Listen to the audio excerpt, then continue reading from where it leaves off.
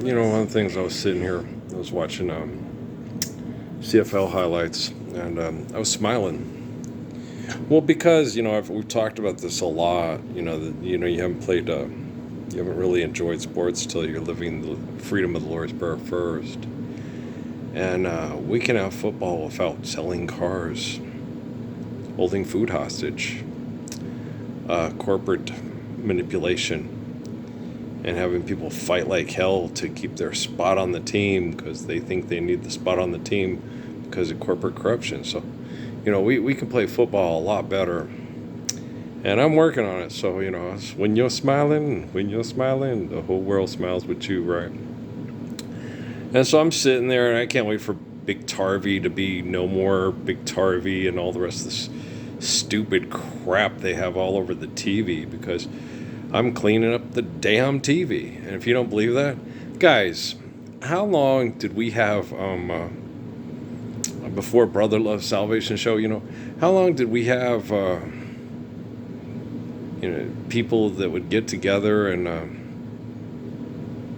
go somewhere and try to live right and do right, We had that way before we had Big Tarvey and Trulicity, and you get together and have money for concerts, for dumbass things, to build cars, for people to, call Safe Light Repair. So if you need a new windshield, for a car because you're driving because you need to, not because you're doing it for entertainment, causing heart disease and cancer because you're stupid. So I'm smiling. Well, I know me, man, and when you get me around, they took me to Sierra Vista and they're supposed to have, all these MITs and Ivy League grads and all that. And when you get me around people that are supposed to be brilliant and great and they're competitive, me, I'm not competitive. No more Dupixent for you assholes. And so, me, I'm just like, hey, let's just be healthy and do the right thing. Like I always used to tell my wives, as long as you're healthy and happy, that's all that matters to me. And like I used to tell the girls in the service, I could be the best lover in the whole world, and if only me and her knew it, that would be all right with me, because that's the way it should be. Because the best lover in the world for you is the lover that you love and the lover that loves you, right? And then no more commercials. All the commercials, bye. No more commercials, bye. That's why I'm smiling. I'm smiling because, like that one thing they had at Kohl's. I'm smiling because you're my sister and there's no. I'm your sister. I'm your sister and there's nothing you can do about it. I'm smiling because I'm your eternal faithful Father and the Messiah, and there's nothing you can do about it. Well, I have quantum computing, and you have quantum computing. And I asked you to live the Lord's Prayer in 2009, and you said it wasn't time yet. And we had quantum computing back then. But quantum computing gets better every day because of the faithful love working through the living Messiah, that I'm the Messiah, and there's nothing you can do about it. So, when you're smiling, I like Louis Armstrong too. When you're smiling, the whole world smiles with you. And so, Amy's gonna river dance for Sheldon. TV's goofy, isn't it? Yeah, it is, and it's coming to an end. And it's not sad.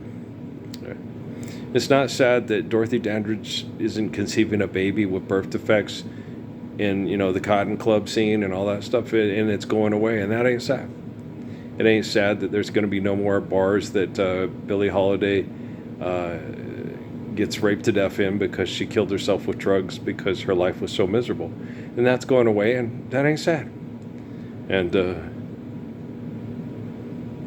if the mountains of money should crumble and disappear into the sea, not a tear, no, not I, walk away, walk on by. Is that a sort of hum? No, that's not a sort of homecoming. Which one is that? I don't have a lot of. I gave most of my YouTube to Gabe because Gabe really likes YouTube. Sort of homecoming is, and it's time to go through the heat and falling snow, across the fields of morning, lights in the distance, and you hunger for the time to zeal, time, yeah, Time to heal, society time, and your dreams move beneath your own dream landscape. Oh, oh, oh, on borderland we run, and still we run and don't look back. Oh, come away, oh, come away, oh, come away, I say I wonder if Bono sings it that good. You know Bono, the kiddo at the Glasso shop at the Wally World there. I was telling him, sing well, be of good voice, Bono. Oh, come away, I say. Which one is the one that sings in? If the mountains should crumble and disappear into the sea, not a tear, no, not I. Walk on by, walk on by. Oh, it's a little cutie who thinks Cinderella's the best. You're driving your cars, it causes cancer, and she's too cute to cause cancer by your stupidity. Look at that smile. You know? Yeah. She does look a lot like her father, too, doesn't she? She's got Daddy's eyes and Daddy's smile. Yeah, she does. She does. She's cute. But I'm smiling because I'm the Messiah and I'm putting an end to all this scientific research to torture people because you have no intention on stopping your sin and living the Lord's Prayer. So, I'm going to help, Danny not cry anymore because his little child is being bombarded with radiation because you guys suck. People smile and tell me I'm the lucky one. We've just begun. Think I'm going to have a son. He will be like she and me, as free as a dove, conceived in love. The sun is gonna shine above. I'm smiling because I'm the Messiah and there's nothing you can do about it. And even though we ain't got money, I'm so in love with you, honey. Everything will bring a chain of love. And in the morning when I rise, bring a tear of joy to my eyes and tell me everything's gonna be alright. Remember when Emily was on when they had to get Patrick home alone with Natalie, and Emily had that horrible asthma attack, and I couldn't leave her there in the hospital by herself, and it was over Halloween, and it was over All Hallows Eve again. And Patrick stayed home with the other kiddos, with Katie and Noe and Nate. And I stayed there I was glad Patrick was there because I could stay at the hospital with Emily while she was having that asthma attack. She had to stay there by herself, and I slept on the couch thing next to her bed. And for Halloween, I went back and me and Patrick bought some candy, and we brought it in, and Emily got to take the Halloween candy to all the little kids on the hospital unit, and she was so happy. Remember that? Some of you lost cruisins divided, you were there. She was so cute, little Plim. And even though we ain't got money, I'm so in love with you, honey. If you don't have the same hopes and dreams for aspirations for other people's kids as you do your own, you're an absolute failure as a human being. Okay. If you don't want Natalie to live in the same peaceful world, living the Lord's Prayer as you do Patrick, there's something wrong with you. If you see yourself and your kids as better than other people and other people's kids and more worthy of the gift of the glory of grace, then something's wrong with you. We're judged by our deed. Okay. We're judged by our deed. When you reflect the perfect gratitude for the gift of life that is exceedingly rare, if you look across the cosmos, those damn Hubble's telescopers, we found life! But did you find it here and here? That's the important question. Did you find it here and here? Huh? Did you? Anybody can fucking have reproduced children. Okay? But do you have the proper heart to guide the head away from trapping the soul between your legs? Okay? Botox the rapist. Right?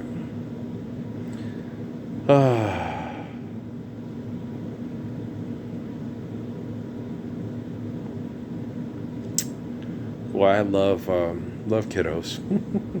Don't you guys? Yeah. These cameo things on the Big Bang Theory. Yeah.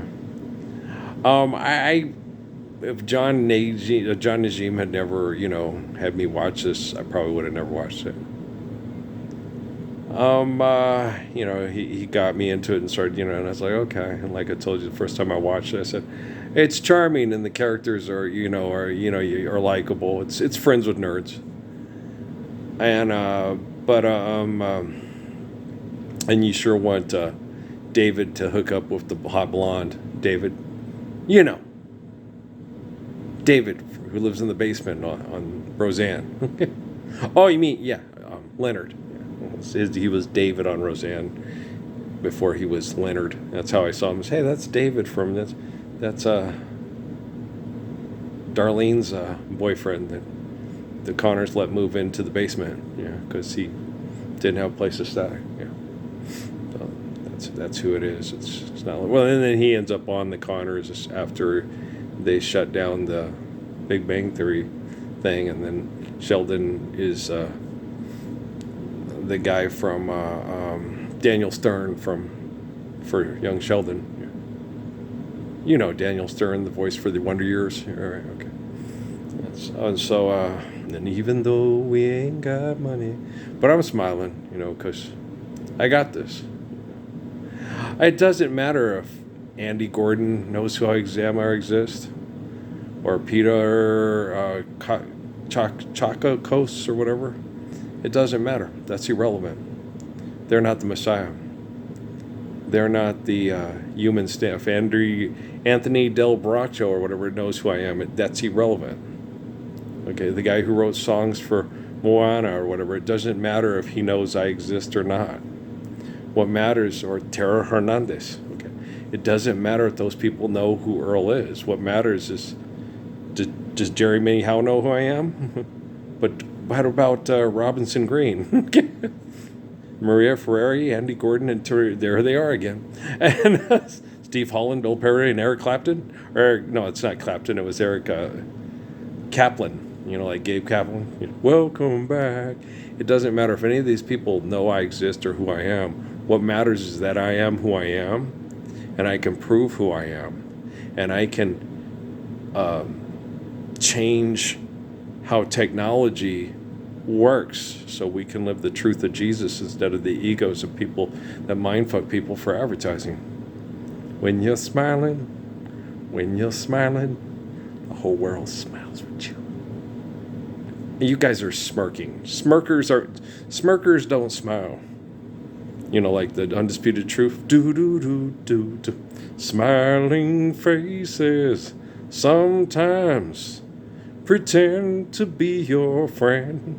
Smiling faces show no traces of the evil that lurks within. Right? Beware of the handshake that hides the snake. Can you dig it? Can you dig it? Can you dig it? Beware of the pat on the back. It just might hold you back. Jealousy, misery. You can't see behind smiling faces. Smiling face. That's why I'm smiling. Well, because I'm correcting technology right now. Right now. For me, it's right now. For you, it's not. For you, it's the space ghost. It's the cyberspace ghost of Earl. Hi. And the only thing people will judge you by in the future is whether or not your socks match, right? Remember that from Cartoon Planet? Yeah, Patrick liked that somewhere. Yeah. I don't see the time that I didn't get a spin with Patrick or anybody that I enjoyed spending time with as my issue. If I went to the bars and spent my time trying to, exercise and fuck everyone and continue the greatest sexual reputation in the history of universities and military units. Hee hee ha ha hoo hoo. Here's your Ladmo bag. Yeah, old Amy and her Ladmo bag. She's so cute. But yeah. I didn't do that. I didn't focus on, perfecting my craft, being the very greatest of all egomaniacs in the history of egomaniacs and egomania.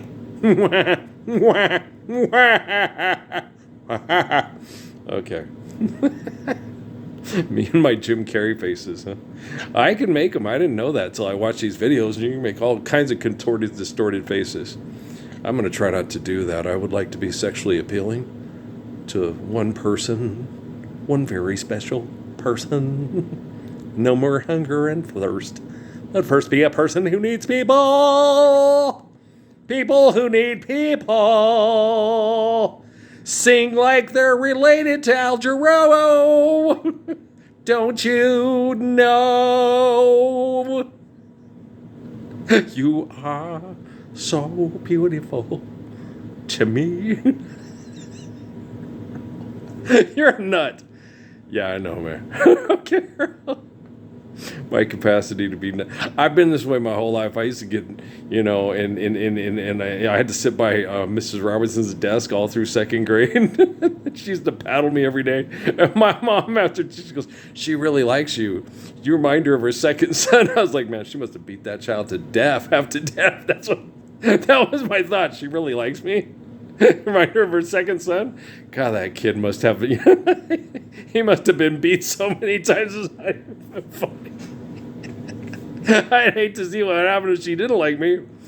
Oh no, it's funny. No, that she said that. I was like, what? Yeah. She's like, no, Mrs. Robinson really, really likes you, Earl, because you remind her of her second son. And I was like, but Mom, that woman paddles me at least twice a day. I mean, and she can hit. Okay, Mrs. Robinson was badass. Wow. And I sat right by her desk, and Mom said that she really likes you. And the funny thing is, and I look back on it, I'm like, yeah, she did. Mrs. Robinson was, spare the rod, spoil the child type, but she liked boys. And boys were boys in her classroom. We were the boys. Let them let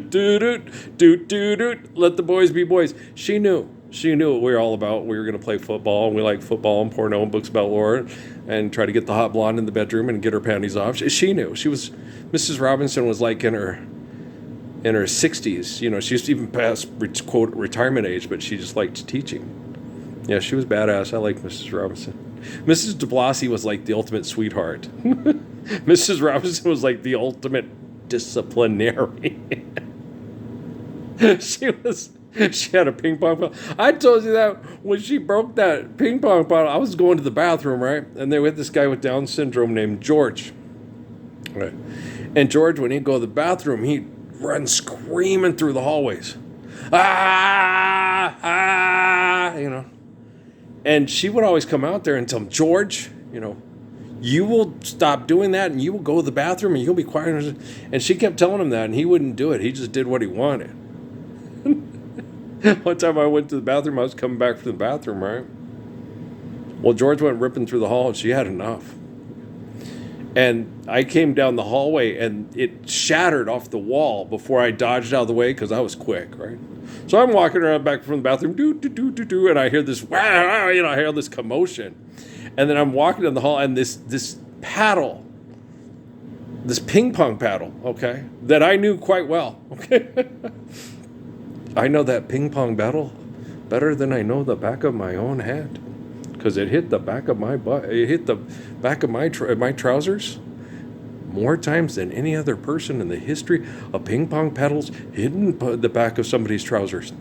Okay, she took this paddle. It was near the end of the year. And she broke it off on his ass. She hit him so hard that the thing came flying at me like a flying saucer and hit the hall thing and shattered into pieces. And I was like, boy, George really pissed her off. He really... She's, oh my gosh, yeah. Some things you never forget, right? We did that. I did that Cruces Divided, and then I looked at the time frames, and my brain started going through. It was like the Horcrux or whatever thing. It was like Harry Potter sticking his head in the thing, and old Dumbledore's. It's like, whoa, yeah. And I remember that day. I also remember the day when Miss Mute paddled us. It was the only time she did paddle us, yeah. Ponce won. Me, House Nick, and Ponce all had a burping contest in the hallway.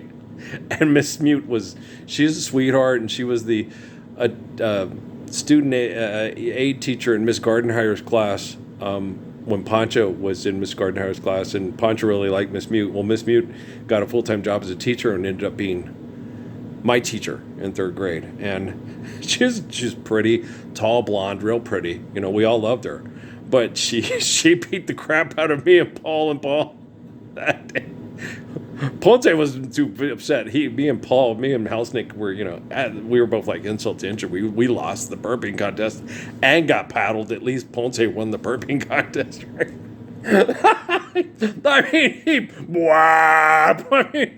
Wow, that was impressive. Did you have a soda today? Like with me and freaking Cummins, when we took April to what was the name of that? Was it Peter? It wasn't Peter Piper. It was the other one. It was Peter Piper. Okay, because Little Caesars is the one me and Dad go to now. Peter Piper's it's a Peter Piper pizza, right? Okay, and they bring you the big pitcher. And they bring you a big pitcher of soda, and me and Bob, it's like, oh, wow, she's like, what are you going to drink? So we're like, we were literally just taking the pitchers and chugging the pitchers, because and so me and Bob, and then we did like Buddy the Elf, whop, and then Bob did his, and he rubbed, and she goes, you guys are so immature, seriously. And I was all like, Bob, I look at Bob and go, you think she'd be proud of you? You won. We were stupid. And then, of course, did like me and Bart, fold the pizza in half and eat it like a calzone. And then it was like, and they weigh 150 pounds. Yes. Well, that was before the chemical poisoning set in. And no, I don't know if I'd be able to eat that much. But, with the way I did walk, 8 miles every day back and forth to the Brannigan and stuff, I didn't like it because it tore up my feet. And all the blisters and stuff. I don't mind exercising. I like exercising. I like doing farm work. But because of all the chemical poisoning that military operations does to kill off poor Mexicans and then affect the brain activity of the poor Mexicans that are being killed, so they don't think too good and they vote for, new jobs, more jobs. It's a secure economy, and it affects everybody, because what happens to one of you in the neighborhood, it affects you all. So it's pretty fucked, but don't go tearing through the hall, or Mr. Robinson will break a ping pong paddle off on your ass. She was, whoa! I came around the corner and it was flying right at me. I was like, shit! Ole! Pow! Whoa! That was awesome. Oh, they're talking about the good old times. An old House Nick. And the funny thing was House Nick, we had a lot of crazy times in second grade together. House Nick moved away, and then, and I ended up working for Buddy, and Buddy's little sister was dating Paul Housenick, and we showed up parties like, oh my God, that's Paul Housenick. Remember when we got, remember when we got paddled? Yeah, and Ponce won? I know. We had insult to injury. We lost the burping contest and got our asses wet for it. At least Ponce won, right? It was so stupid. And he told me the story about working.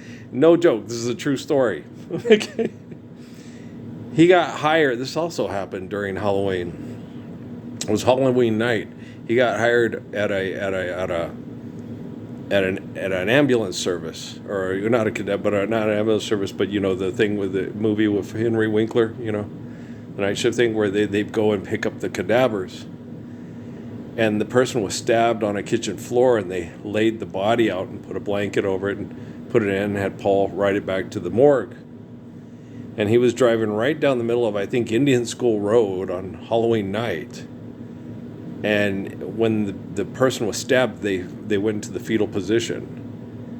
And when they laid the body flat out on the gurney and put the blanket over it, they flattened it out. Well, when he was driving it back to, and they were laughing about it, you know how people are. It's like military mindset and shit. When he was driving the body back to the morgue, he saw something move in his rearview mirror. He looked up, and the sheet on top of the gurney was slowly rising up. Okay. From the gurney. It was going into rigor. It was, going back into they broke bones to move it, lay it down, and snap, and, because it was a dead person, a dead body. And then the body started going back into the fetal position.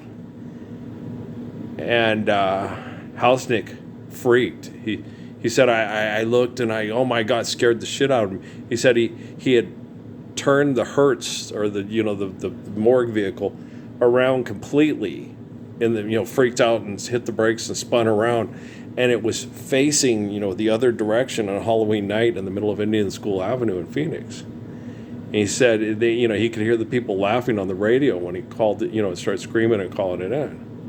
And he said, I turned the vehicle had stalled, like when I hit that patch of ice, and the deer or the elk in Wyoming was sitting there looking at me, and I was like, okay. When I was moving from Bighorn back into Sheridan, and it was kind of like that, only it was right in the middle of Indian School Avenue on Halloween night, and he said no, he just got out of the vehicle and just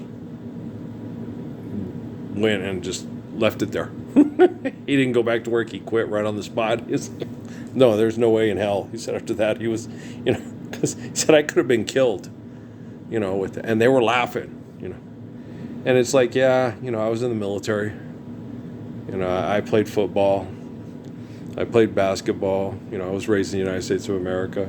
And how long do you think that kind of stuff's been going on, when people go to retrieve dead bodies like that, and they go and they lay it down, and they put it, and then they put it into a wagon or a cart to carry it home, and it rises up, and you get all these zombie stories and these ghost stories and stuff, and like on the movie Apocalypto, where they knew the sun was coming, the moon was coming between the sun, because they studied and watched the stars, and then they wrote it on the side of their great buildings of great religion and goddom, and then they found out that if you look at it, it turns you blind, and it's the hand of God and the power of God, and by the power of Ra, stuff like on the DreamWorks movie with, Val Kilmer and shit.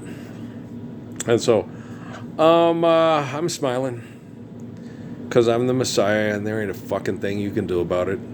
And I'm the standard for human proper thoughts, words, and actions to save us from human delusions of indoctrination, institutionalization, and incarceration. All that invention. It's not all shot to hell. It sent you to hell the moment you tried to replace the truth of creation with all your hell. And I'm smiling because, I was one of Mrs. Robinson's favorites. She really liked me. I reminded her of her second son. Pisces, Virgo rising is a very good sign. And I was a kid like King David. Not according to the Mormon Church. I was a bad boy. Well, because I didn't believe all the bullshit they taught from the comic books. I thought the president of the Mormon Church was full of shit. Because I could prove to him how wrong he was. And simply by watching the TV and having adult type conversations with my mother. And, hey, Bert. What, Ernie? Me and Ernie stopped hanging out with him because he was in the Mormon church, and they were trying to be good Mormons, and he had his grandma at home and stuff. And I started hanging out with the troubled kids by second grade.